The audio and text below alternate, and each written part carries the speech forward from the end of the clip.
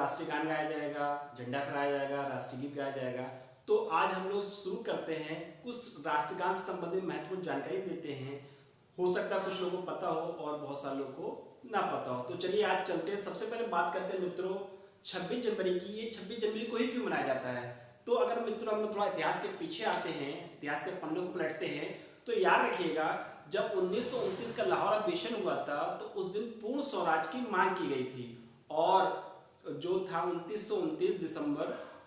दिसंबर 1929 को आधी रात को रावी नदी के तट पर जो हमारे अध्यक्ष उस समय थे कांग्रेस के पंडित जवाहरलाल नेहरू, उन्होंने भारतीय तिरंगे झंडे को लहराया था और इनकलाब जिंदाबाद और इसके साथ साथ नारे लगाए थे कि पूर्ण स्वराज की मांग की थी और ये डिसाइड किया था कि हम पूर्ण स्वाधीनता लेके रहेंगे। और उसके बाद 2 जनवरी 1930 से निश्चित किया गया कि आने वाली हर 26 जनवरी को पूर्ण स्वतंत्रता दिवस मनाया जाएगा या पूर्ण स्वाधीनता दिवस मनाया जाएगा।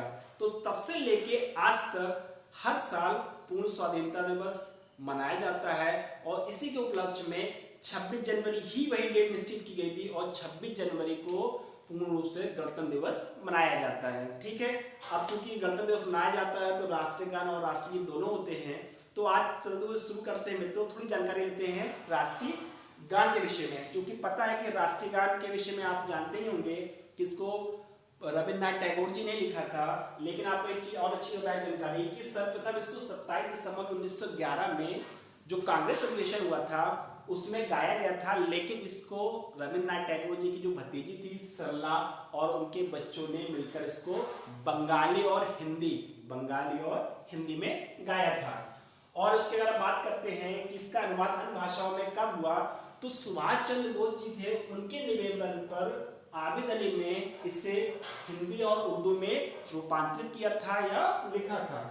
और अगर बात करते हैं इसी के संदर्भ में तो मित्रों 1911 में ये लिखी गई कविता है, उसमें 5 पद होते हैं और 1919 में 1911 में लिखा गया था और 1919 में आंध्र प्रदेश के थियोसॉफिकल कॉलेज में सर्वप्रथम टैगोर ने इसको गाया था। ठीक है, और अगर बात करते हैं मित्रों कि इसका इंग्लिश में किसने रूपांतरण किया था, तो 1919 में ही जो रविन्द्रनाथ टैगोर जी थे, जो पहले भारत के नोबेल पुरस्कार विजेता हैं, उन्होंने ही the morning song of India नामक से इसको अंग्रेजी में रूपांतरित किया था। और अगर बात करते हैं मित्रों तो देखिएगा कि जो 1945 में एक फिल्म आई थी मित्रों, उसका नाम था हमराही।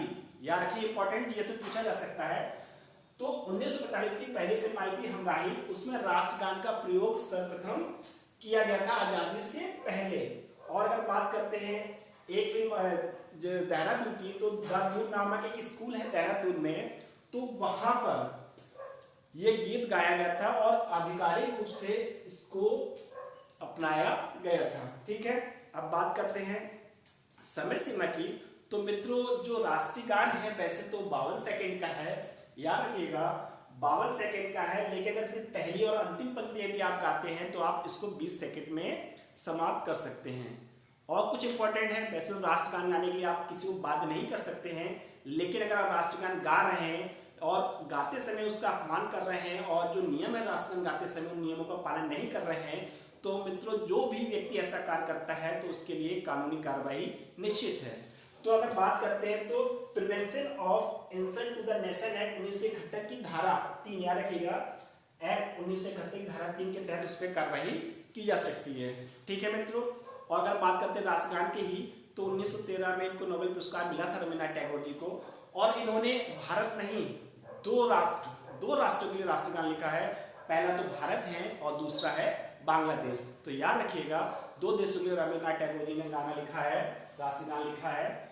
और मित्रों अगर बात करते हैं इसके अलावा राष्ट्रीय गीत की, तो राष्ट्रीय गीत के बारे में बात करते हैं तो उससे पहले एक चीज और याद रखिएगा मित्रों, इंपॉर्टेंट चीज है कि बहुत से लोग कहते हैं कि जो राष्ट्रीय गान है वो 1911 में जब जॉर्ज परचम आए थे एक अंग्रेज, तो उनके सम्मान में लिखा गया था। जो जॉर्ज परचम आए थे उनके सम्मान में लिखा जाता है, इसलिए राष्ट्रगान को नहीं गाना चाहिए। लेकिन ये मिथ है मित्रों, ये सरासर गलत बात है। आप लोग थोड़ा पढ़िएगा, याद रखिएगा 1939 में लिखे गए एक पत्र में रविन्द्रनाथ टैगोर ने खुद इस बात का खंडन किया है कि ये जो गाना है जॉर्ज पंचम के सम्मान में लिखा गया था। तो याद रखिएगा ये भारत का गान है, भारत राष्ट्रीय गान है और इसको हम लोग को सम्मान के साथ गाया जाना चाहिए। और ये किसी भी जॉर्ज पंचम या किसी और ऐसे अधिकारी के लिए नहीं लिखा गया था और इसका खंडन रविन्द्रनाथ टैगोर जी ने 1939 के लिखे एक पत्र में बहुत अच्छे से किया है।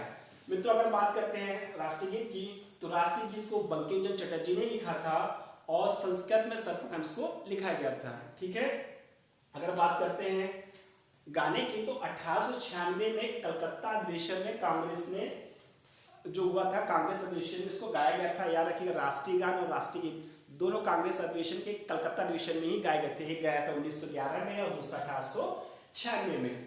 और अगर बात करते हैं मित्रों, तो 7 नवंबर 1876 में बंगाल के कातरपाड़ा गांव में इसको बंकिम चंद्र चटर्जी ने रचा था या लिखा था। 1882 में इसको, जो एक बहुत महान और बहुत ही प्रसिद्ध उपन्यास है, प्रसिद्ध उपन्यास आनंद मठ, उसमें इसको सम्मिलित कर लिया गया था मित्रों।